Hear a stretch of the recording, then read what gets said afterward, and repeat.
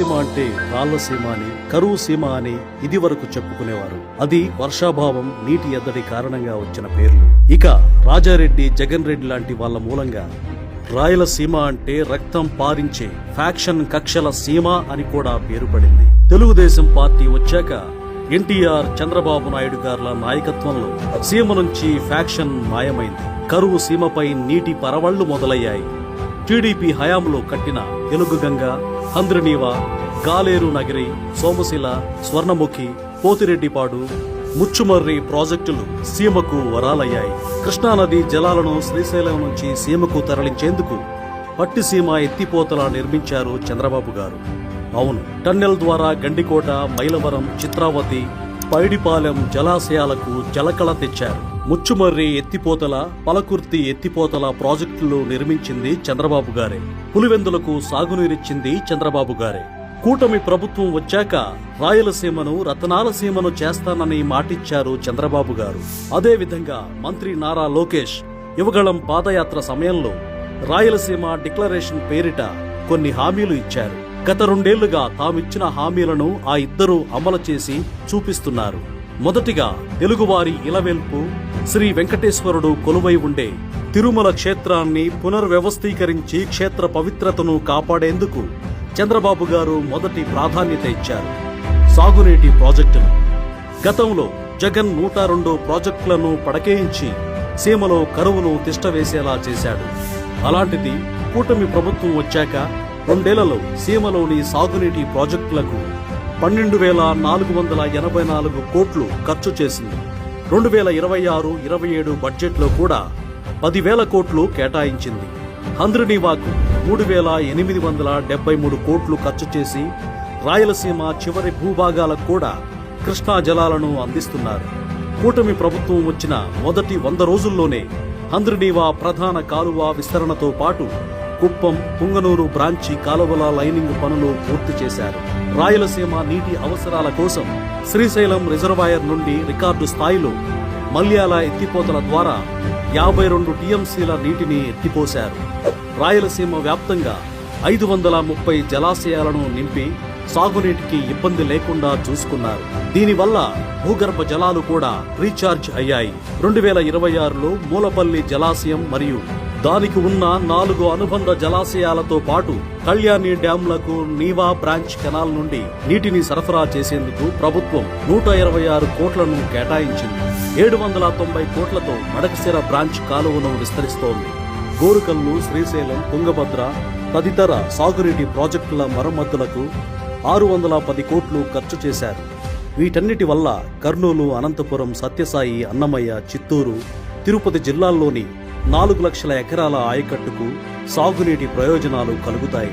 చంద్రగిరి మండలంలో 1154 ఎకరాలు స్థిరీకరించబడతాయి. తిరుపతి, తిరుమల ప్రాంతాలకు తాగునీటి సౌకర్యాలు మెరుగుపడతాయి. వ్యవసాయం.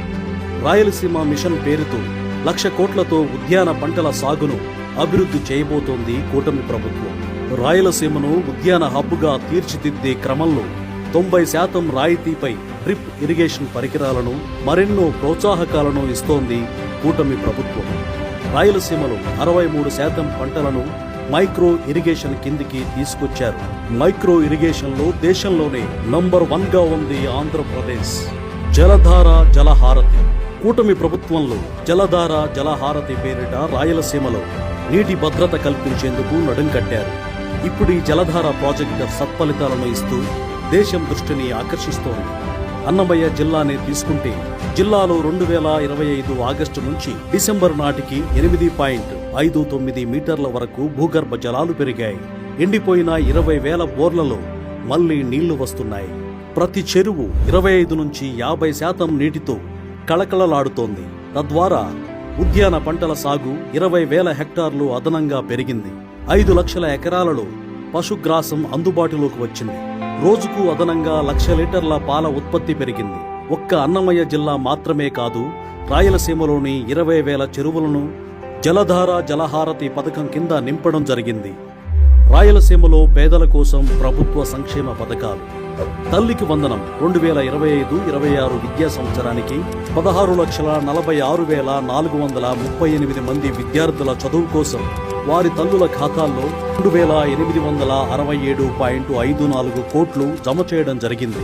అన్నదాత సుఖీభవ 2025-26లో 3 విడతలు 2026-27లో మొదటి విడత కలిపి ఇప్పటి వరకు 17,35,032 మంది రైతుల ఖాతాల్లో 3,241 కోట్లను జమ చేయడం జరిగింది. ఆటో డ్రైవర్ల సేవలో 2025-26 సంవత్సరానికి గాను 74,184 మంది డ్రైవర్లకు 111.3 కోట్ల ఆర్థిక సాయం అందించడం జరిగింది. మత్స్యకారుల సేవలు ప్రతి ఏటా 2 నెలల వేట నిషేధ కాలంలో జీవన భృతిగా మత్స్యకార కుటుంబాలకు ఇచ్చే ఆర్థిక సాయం కింద గత 2 ఏళ్లలో కలిపి 3,157 మత్స్యకార కుటుంబాలకు 12.01 కోట్లు అందించడం జరిగింది. మౌలిక వసతుల అభివృద్ధి రాయలసీమలో మెరుగైన రోడ్డు రవాణా సౌకర్యాల కోసం 39,058 కోట్లతో 1,441 కిలోమీటర్ల పొడవైన 48 జాతీయ రహదారుల నిర్మాణం జరుగుతోంది. వీటిల్లో గత 2 ఏళ్ల కూటమి ప్రభుత్వ హయాంలో 12,684 కోట్ల ఖర్చుతో 504 కిలోమీటర్ల పొడవైన 16 రహదారుల నిర్మాణం పూర్తయింది. జగన్ హయాంలో నిలిచిపోయిన Amaravati Anantapuram green field express వేను తిరిగి పట్టాలెక్కించింది కూటమి ప్రభుత్వం. కడప, కర్నూలు ఎయిర్పోర్ట్ల అభివృద్ధితో పాటు కొత్తగా కుప్పం ఎయిర్పోర్ట్ నిర్మాణానికి సన్నాహాలు చేస్తోంది. కర్నూలులో శాశ్వత హైకోర్టు బెంచ్ ఏర్పాటు ప్రక్రియ వేగవంతమైంది. పారిశ్రామిక అభివృద్ధి రాయలసీమ వ్యాప్తంగా 4.63 లక్షల కోట్లు పెట్టుబడులతో 4.11 లక్షల ఉద్యోగాలను ఇచ్చే 239 పరిశ్రమలను ఏర్పాటు చేస్తోంది కూటమి ప్రభుత్వం. డ్రోన్ సిటీ కర్నూలు, అనంతపురం జిల్లాలలో 600 ఎకరాలలో డ్రోన్ సిటీని ఏర్పాటు చేస్తోంది. ఇప్పటికే డ్రోన్ సిటీ కింద కర్నూలు జిల్లాకు ఆల్గోబోటిక్స్, డ్రోగో, లాట్రిక్స్, సెన్సెల్ మేజ్, జేడీకే ఫ్లై వంటి కంపెనీలు వచ్చేశాయి. అనంతపురం జిల్లాలో Sarala aviation, space fields private limited వంటి కంపెనీలు వచ్చాయి. Defence city, aerospace and electronics Sathya Sai జిల్లాలో ఏడీఏ ఆధ్వర్యంలో aircraft integration and flight testing centre కు ఈ మధ్యనే శంకుస్థాపన చేశారు. 15,800 కోట్ల పెట్టుబడితో 7,500 ఉద్యోగాలను ఇచ్చే ఈ సెంటర్లో ఏఎంసీఏ యుద్ధ విమానాల తయారీ కేంద్రం మరియు రక్షణ, ఏరోస్పేస్ అండ్ డ్రోన్ ఎకోసిస్టమ్ ప్రాజెక్టులు ఉంటాయి. వీటికి అనుబంధంగా 1,00,000 కోట్ల పెట్టుబడులు రావచ్చని అంచనా.